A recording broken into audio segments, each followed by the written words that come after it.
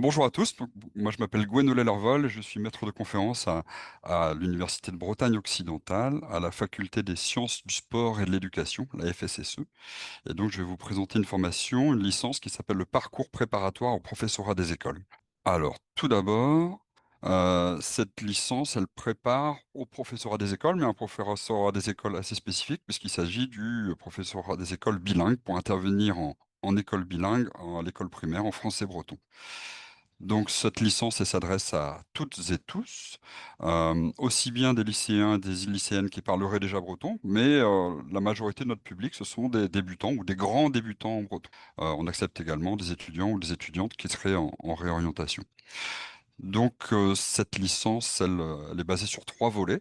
Tout d'abord, il y a un volet qu'on appellerait les enseignements disciplinaires, c'est-à-dire c'est les disciplines qu'on va retrouver à l'école primaire, comme les mathématiques, le français, le PS, l'histoire géo, etc.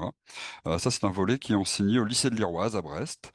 Je vais vous présenter cet aspect-là par la suite. Donc, il y a aussi un volet sciences de l'éducation qui est enseigné à l'université. Et enfin, le dernier volet, c'est le volet linguistique en breton, avec pour objectif d'atteindre un niveau B2 en fin de troisième année. Hop.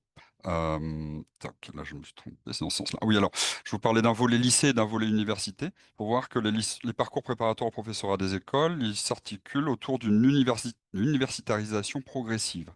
Alors, qu'est-ce que ça veut dire? Ça veut dire que la part de l'université et la part du lycée vont évoluer au fur et à mesure de la formation.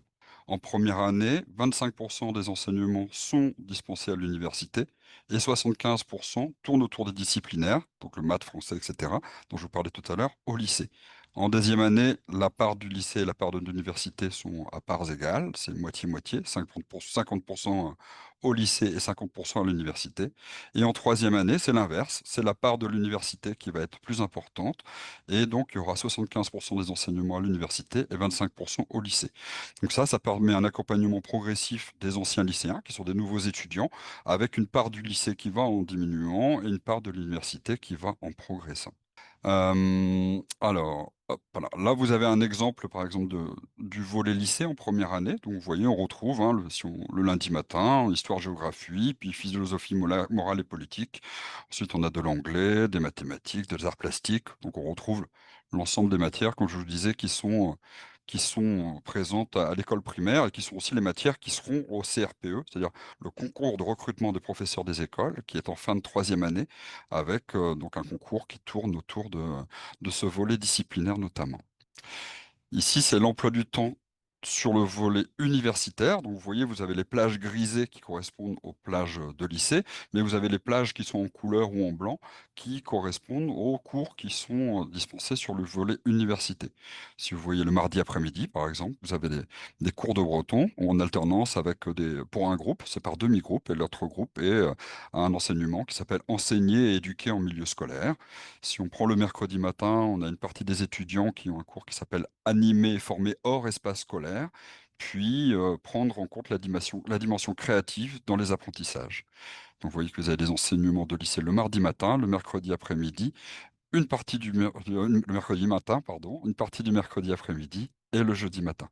Alors, le PPPE, le parcours préparatoire au professorat des écoles, ce sont des promotions de 30 étudiants avec un travail en demi-groupe pour les enseignements de breton, pour avoir des enseignements de langue avec des groupes de 15, ce qui permet un enseignement individualisé.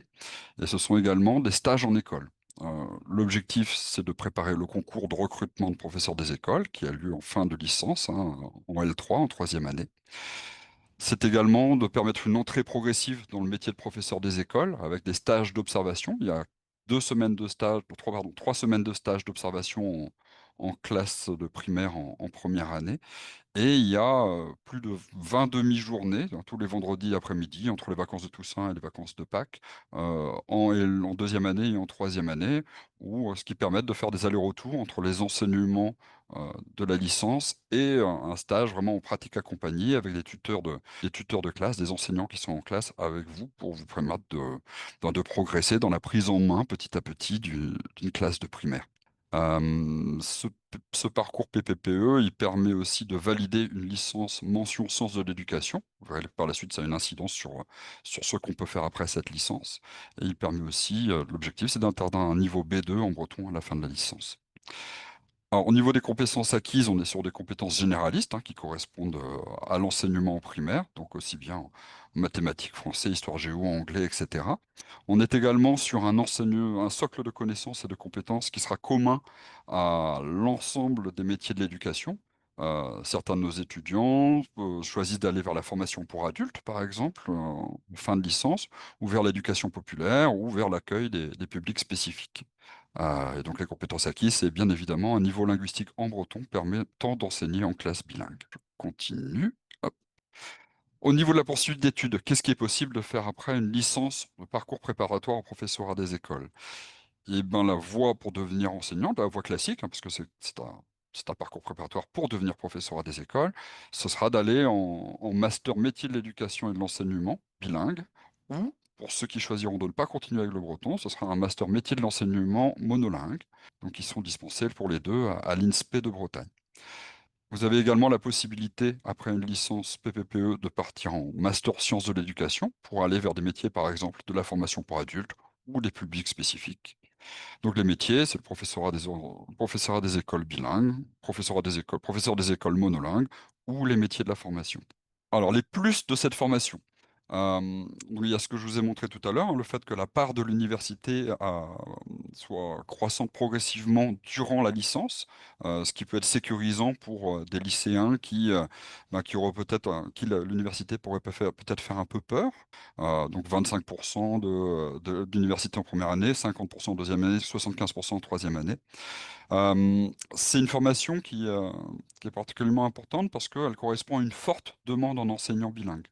Ces dernières années, le CRPE bilingue a peiné à recruter des professeurs des écoles. Par exemple, si on prend l'exemple de 2025, il y avait 55 candidats pour 30 postes. Il n'y a que 7 postes qui ont été pourvus parce qu'il y avait peu de candidats bien préparés. Et donc cette formation a été mise en place pour bien préparer les candidats sur les différents aspects de ce concours de recrutement de professeurs des écoles.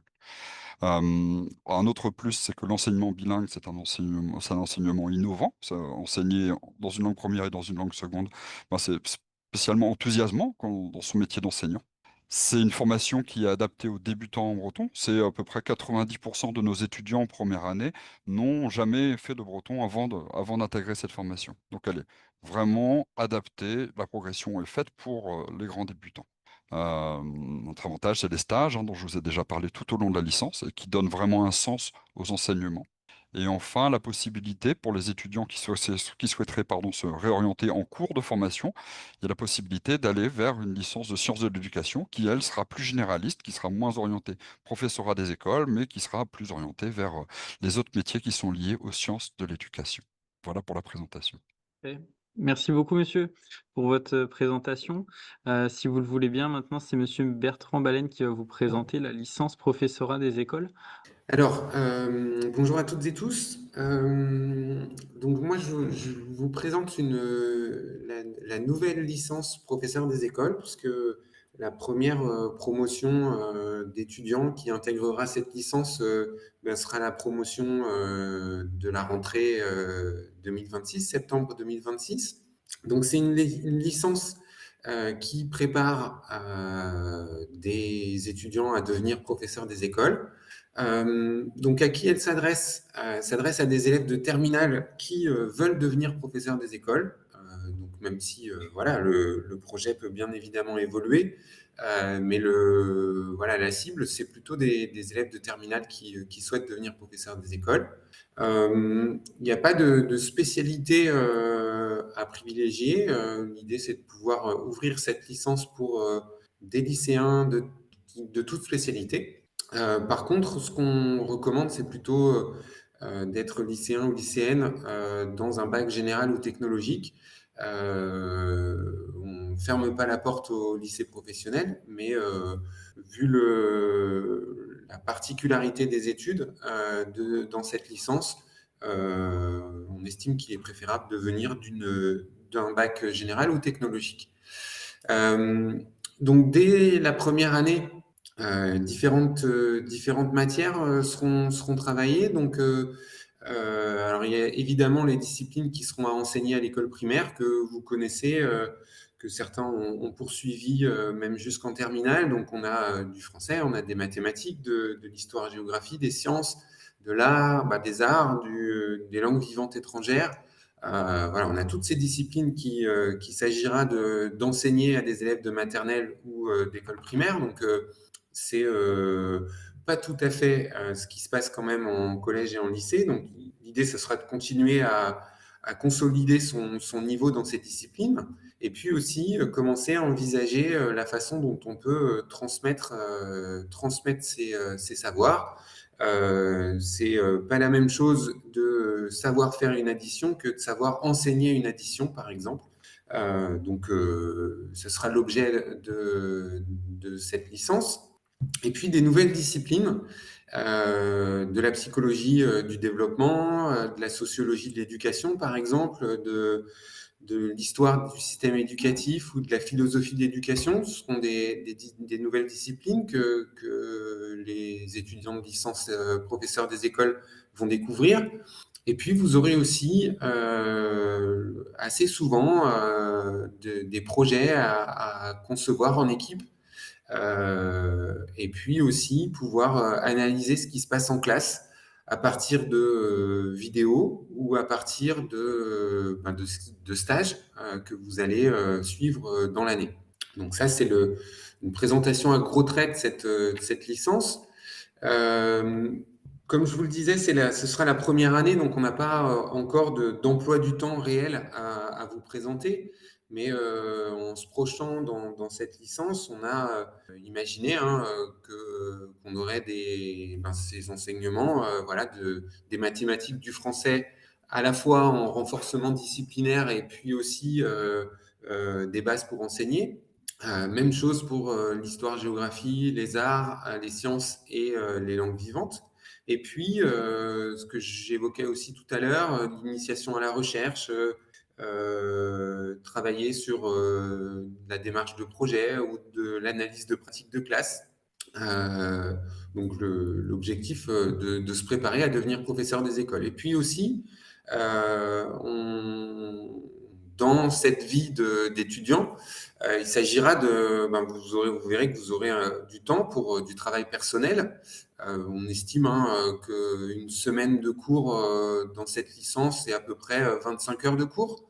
Et donc, vous aurez du temps pour le travail personnel, donc il peut se faire à la bibliothèque universitaire ou à domicile ou ailleurs. Et puis aussi du temps pour découvrir la vie de campus. Donc nous, à l'INSPE, on a une vie de campus assez riche autour de l'éducation artistique et culturelle, par exemple. La semaine dernière, nos étudiants sont allés à l'opéra et ont assisté au spectacle et puis ont aussi pu rencontrer des artistes et voir comment fonctionnait l'opéra. On a aussi différents prix. Donc en ce moment, c'est le prix de littérature jeunesse. Et puis la semaine dernière également, on a eu un temps de travail sur l'intelligence artificielle et comment est-ce que l'intelligence artificielle peut percuter le métier de professeur des écoles. Donc des débats et puis des apports de chercheurs sur ces questions. Et puis aussi des défis à résoudre sur l'intelligence artificielle. Donc ça, ce sont des temps qui ne sont pas obligatoires, mais qu'on propose pour renforcer la vie de campus. Voilà, vous dire aussi que dans cette licence professeur des écoles, on accueillera 100 étudiants pour la Bretagne entière, donc répartis sur 3 sites de formation. On aura des étudiants à Brest, à Saint-Brieuc et à Rennes. Et que dans cette licence professeur des écoles, les objectifs qu'on poursuit, c'est construire son projet professionnel, donc professeur des écoles, mais peut-être un autre projet professionnel, préparer au métier de l'éducation et de l'enseignement, et puis renforcer les savoirs pour pouvoir les enseigner. À la fin de cette licence, l'étudiant sortant de licence sera capable de mobiliser des ressources donc des connaissances, mais aussi des savoir-être et des savoir-faire pour enseigner. Il sera capable de concevoir des dispositifs permettant les apprentissages pour des enfants. Et puis, il sera capable d'analyser une pratique professionnelle d'enseignant.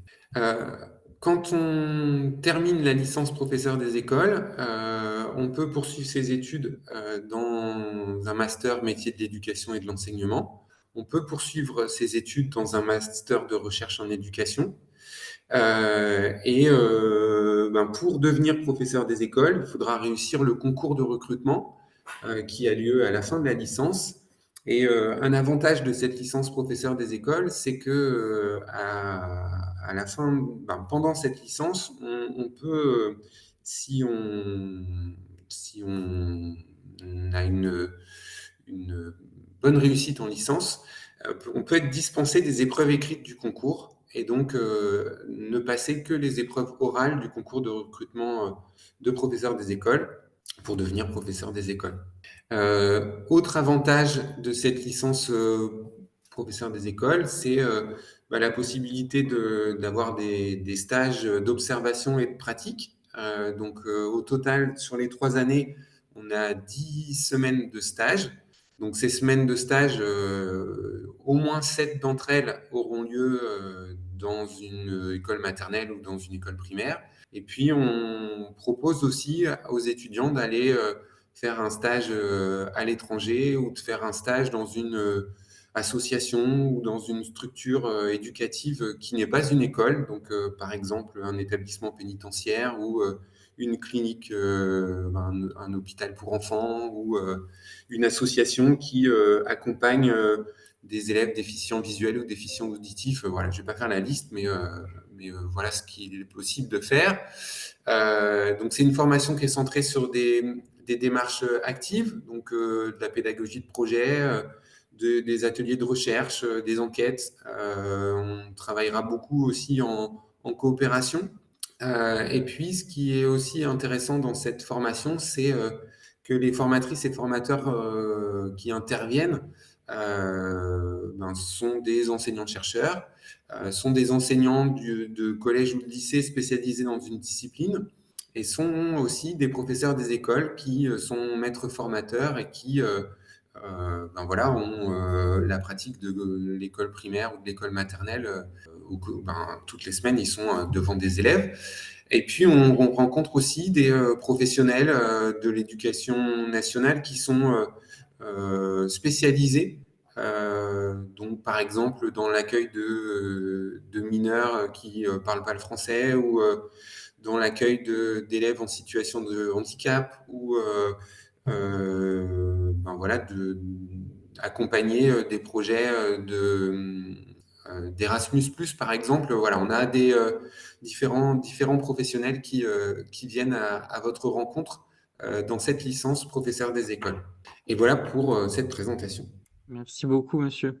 Alors, on a une première question concernant la, la durée des journées de cours. Donc, combien d'heures de cours par jour ou par semaine en moyenne? Donc, messieurs Larvol et Belen, je vous laisse y répondre et le temps que d'autres questions nous soient posées. Alors, je peux peut-être commencer par rapport au parcours préparatoire professeur des écoles. C'est des journées qui sont assez denses, hein. On est sur un rythme qui sera un rythme de prépa. Donc on est sur, on va dire, une trentaine d'heures de cours par semaine, parce qu'il faut bien voir qu'on prend en compte les enseignements de sciences de l'éducation, les enseignements disciplinaires et la partie apprentissage de la langue, hein, sur le breton. Par contre, pour compenser un peu la densité de la formation, sur le volet disciplinaire, hein, sur le volet de lycée, l'engagement qu'on a, c'est que on ne demande pas de travail personnel en dehors des cours. C'est-à-dire que ce qui se fait en cours se fait en cours. Les révisions sont quand même en dehors des cours, mais il n'y a pas d'exercice particulier à faire en rentrant à la maison. On considère que les journées sont déjà assez longues comme ça, et donc quand on rentre chez soi, on peut aller faire autre chose. Voilà. Alors pour la licence professeur des écoles, on est autour de 25 heures par semaine, mais voilà, c'est une moyenne. Certaines semaines, on est en en stage toute la semaine. Certaines semaines, on est en stage une demi-journée ou une journée dans la semaine. Et puis d'autres semaines, on a un peu plus d'heures de cours. Voilà. Et en moyenne, 25 heures de stage, de cours par semaine. Quelles sont les universités à Rennes concernées par cette licence? Alors, la licence professeur des écoles, c'est une université c'est une licence qui est portée par l'UBO. Euh, Même si cette licence se déroule à Rennes ou à Saint-Brieuc, c'est l'UBO qui est l'université qui porte cette licence. Merci. Donc, il a été question du concours de CRPE évalué à l'oral. Un élève aimerait que ce soit réexpliqué. Il n'est pas sûr d'avoir bien compris quand les conditions de dispense de l'écrit. Oui, en fait, donc le CRPE, je précise, hein, c'est le concours de recrutement pour devenir professeur des écoles. Et donc, il a deux étapes. Une première étape qui s'appelle l'admissibilité, où on a deux épreuves écrites, et une deuxième étape qui s'appelle l'admission, où on a deux épreuves orales. Et donc, avec des sous-parties, hein, je ne détaille pas plus, un étudiant de la licence professeur des écoles qui aurait obtenu à tous les trimestres une note supérieure à 10 pour les enseignements de français et de mathématiques, peut se voir dispenser des épreuves écrites du concours de recrutement. On a appelé ça le fast track dans les documents officiels, hein, donc le coupe-fil. Et du coup, ce coupe-fil voilà, dispense des épreuves écrites. Et donc, l'admission, la réussite au concours ne se jouera que sur l'oral, les deux épreuves orales. Alors, juste un petit mot concernant le parcours préparatoire professorat des écoles, alors, cette réforme, elle est en cours, hein, avec Monsieur Balen, on est en train de la porter cette année, donc tout n'est pas complètement stabilisé, mais le parcours préparatoire professorat des écoles devrait être également concerné par ce fast track, par cette dispense d'admissibilité qui concernerait également, pour le coup, pour le CRPE spécial enseignement bilingue, les épreuves écrites de breton également. Très bien, merci. Alors, une question sur la licence professeur des écoles, se passe-t-elle en fac ou au lycée? Elle se passe sur les sites de formation de l'Institut national supérieur des métiers du professorat et de l'éducation, donc les sites INSPE. Donc c'est un campus à part entière en fait.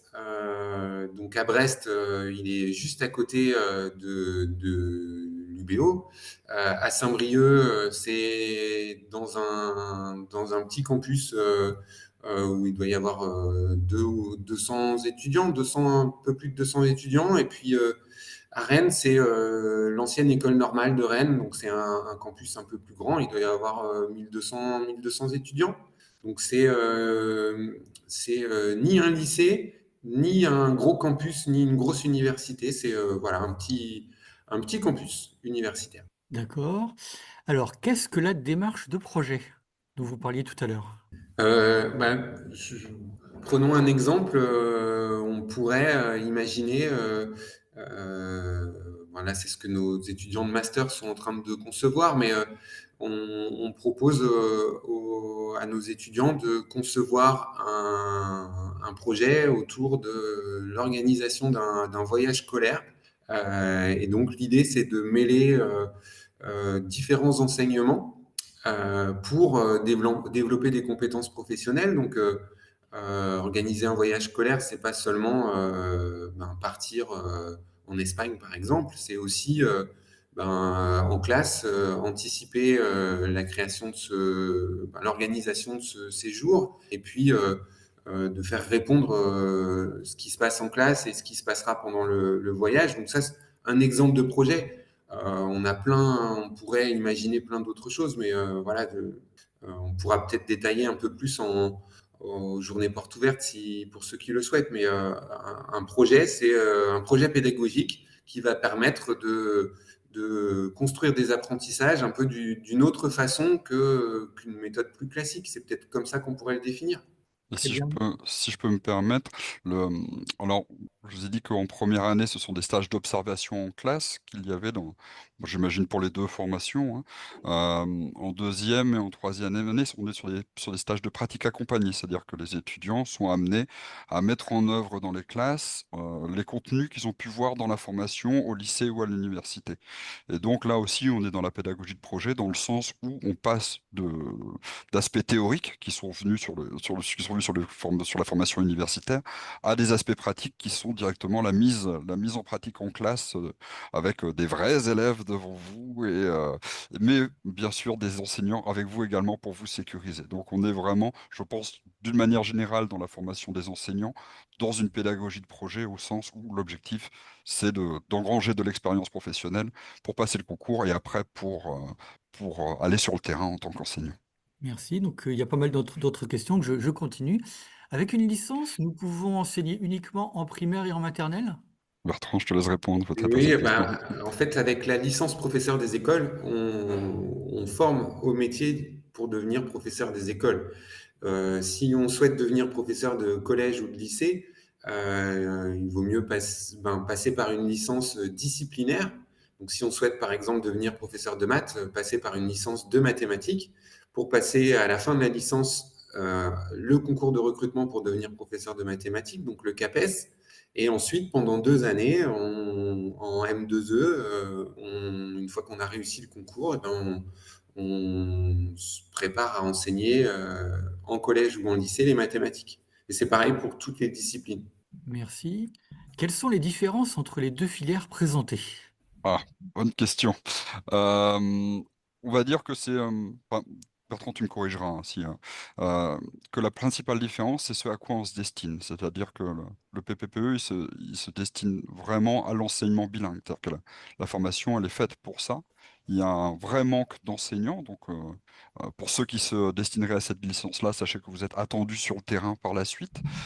C'est pour ça que cette licence-là a été mise en place. C'était parce que pour, euh, justement pour alimenter cette filière qui est en pleine expansion, hein. On a atteint plus de 20 000 élèves qui sont scolarisés en filière bilingue en Bretagne et il y a une progression constante depuis plusieurs années avec un facteur limitant qui est le fait qu'on manque d'enseignants. Donc cette licence, elle a été vraiment mise en place pour ça, pour travailler sur tous les aspects de la didactique du plurilinguisme. Euh, et je ne vais pas parler à la place de Bertrand, donc je vais le laisser Non, mais continuer. voilà, la finalité est la même pour la licence professeur des écoles, à la différence que la licence professeur des écoles forme plutôt au métier de professeur des écoles monolingue, donc sans la particularité du breton. Donc voilà, c'est des licences qui se répondent assez quand même. Voilà, c'est le métier qui sera exercé plus tard qui diffère, mais les finalités sont quand même les mêmes. Alors, question suivante, est-ce que vous avez des conseils pour faire partie des 100 élèves pris en Bretagne pour la licence? Alors, voilà, on va étudier tous les dossiers sur Parcoursup, évidemment. Euh, donc, il y a les résultats de première et de terminale qui vont compter. On va aussi regarder les appréciations qui seront formulées sur les bulletins et sur les fiches à venir. Et puis, peut-être aussi donner être vigilant sur la motivation du candidat et puis ses expériences. Quelqu'un qui aurait son BAFA, quelqu'un qui aurait déjà une expérience de travailler avec des enfants dans une association, par exemple, seront des plus. On cherche aussi des personnes qui à l'oral sont plutôt à l'aise. Donc voilà, peut-être que ça peut être valorisé aussi dans un dossier d'avoir des personnes qui sont déjà à l'aise à l'oral, même si quelqu'un qui n'est pas encore à l'aise à l'oral, on aura aussi des dispositifs pour l'accompagner et se sentir plus à l'aise pour intervenir devant 25 enfants de 3 ans. Je me permets juste de rebondir également, tant qu'à faire. C'est-à-dire que si vous voulez faire partie des 30 candidats reçus pour le parcours préparatoire au professorat des écoles, c'est de la même manière, on regarde les compétences générales des des futurs étudiants. On regarde également les expériences, hein, comme disait Bertrand Ballen. Si vous avez votre BAFA, si vous avez des expériences, si vous avez déjà fait des stages en école, n'hésitez pas à le mettre et faites-le bien apparaître parce que c'est vraiment dans la lettre de motivation ou dans les parties qu'on vous demande on vous demande d'écrire vos expériences. Il faut vraiment le faire très sérieusement parce que c'est des aspects, nous, qu'on regarde très précisément. Et pour l'enseignement bilingue plus spécifiquement, nous, on regarde les compétences linguistiques. Donc pas forcément sur le breton, mais savoir est-ce que, par exemple, vous avez des appétences pour l'espagnol, pour l'anglais, pour les autres langues. Et ça, c'est des choses qu'on valorise, nous, dans notre classement pour sélectionner les candidats. Merci. Euh, alors, donc, autre question. Vos deux licences existent-elles ou existeront-elles à Brest à la rentrée prochaine? Tout à fait. Oui. Quel est le coût de l'inscription dans vos licences? Alors, bah, si on cumule les droits d'inscription et la participation à la scolarité, ça représente aux alentours un tout petit peu moins de 300 euros, 278 euros, quelque chose comme ça. Et il me semble, Bertrand, que les boursiers sont exonérés, ou c'est bien ça? C'est ça. Alors, plusieurs questions aussi sur le fait est-ce qu'il est obligatoire d'avoir le bac? Alors, j'ai les deux versions, soit pour rentrer dans la licence, soit pour passer le concours à l'issue de la licence. Tout à fait. Et pour Oui. passer le concours, il faut même être inscrit en troisième année de licence. Alors, il y a des conditions de dispense pour passer le concours, être parent de 3 enfants ou être sportif de haut niveau. Mais il faut quand même avoir un niveau universitaire équivalent à un bac plus 3. Donc, bon, ça serait illusoire de dire que quelqu'un qui n'a pas eu le bac puisse réussir le concours. Ok, merci. Donc, il y avait deux questions sur le BAFA qui pouvaient être bénéfiques pour rentrer en licence. Ça, je crois que vous y avez déjà répondu, donc positivement, pour le coup. Le BAFA est aussi bien des encadrements dans des clubs sportifs, par exemple, hein. N'hésitez pas du tout et même il n'est pas trop tard pour vous, pour faire ce type d'encadrement-là, pour pouvoir faire valoir ces compétences dans vos dossiers Parcoursup. Autre question, donc là, bon, qui dépasse un peu le cadre du programme des licences, mais sur les résidences étudiantes, est-ce qu'il y en a près de vos campus, des résidences étudiantes universitaires? Alors là, à Brest, il y en a. Bertrand, je te laisse répondre pour les deux Oui, autres à aussi. Brest, il y en a, à Saint-Brieuc et Rennes aussi. Mais voilà, sans doute que à Rennes, c'est plus tendu, on va dire, en termes de disponibilité de logements étudiants. Mais il y a des résidences universitaires, il y a un restaurant universitaire également.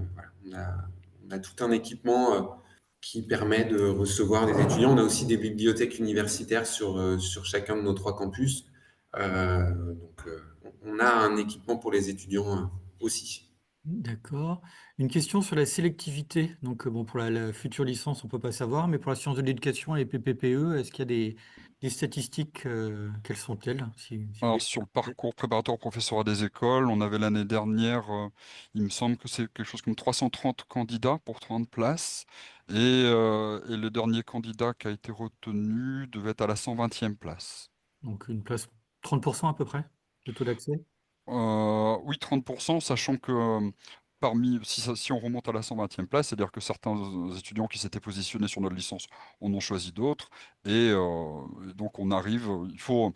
On- En gros, quand on disait tout à l'heure qu'on recherchait des étudiants qui étaient généralistes, on peut se permettre d'être moins bon dans un domaine, par exemple d'être moins bon en mathématiques ou d'être moins bon en littérature, enfin en français, mettons. Mais par contre, on ne peut pas avoir plusieurs trous dans la raquette, si je peux me permettre. C'est-à-dire que c'est mine de rien des filières qui sont assez sélectives. Alors ensuite, deux questions sur les stages. Alors, une première partie, les semaines de stage sont-elles, à part des stages à l'étranger, comment sont-elles réparties sur les 3 années? Et puis également, est-ce que on fait tous les stages dans la même école?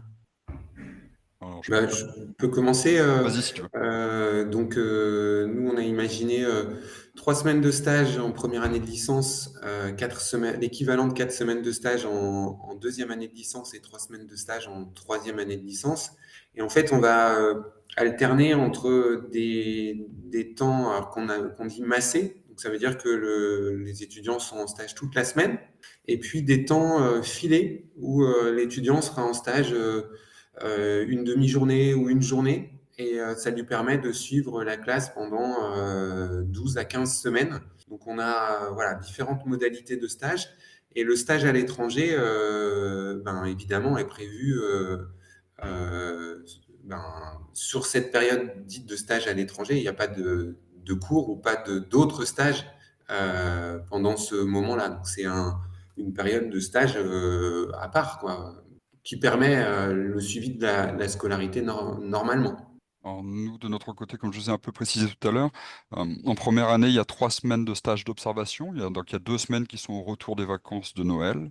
Non, pardon, une semaine qui est au retour des vacances de Noël. Et généralement, à la sortie de ce stage-là, on voit bien chez les étudiants qui reviennent avec des étoiles dans les yeux si cette formation, si ce métier est fait pour eux, n'est pas fait pour eux. Donc, c'est un peu l'intérêt d'avoir un stage dès la première année de licence. Il y a 2 semaines de stage qui sont entre mai et juin, en fin d'année scolaire, ces 2 stages-là sont faits dans des niveaux différents, dans des écoles différentes. Le but, c'est de voir le plus d'écoles possible, le plus de niveaux possible.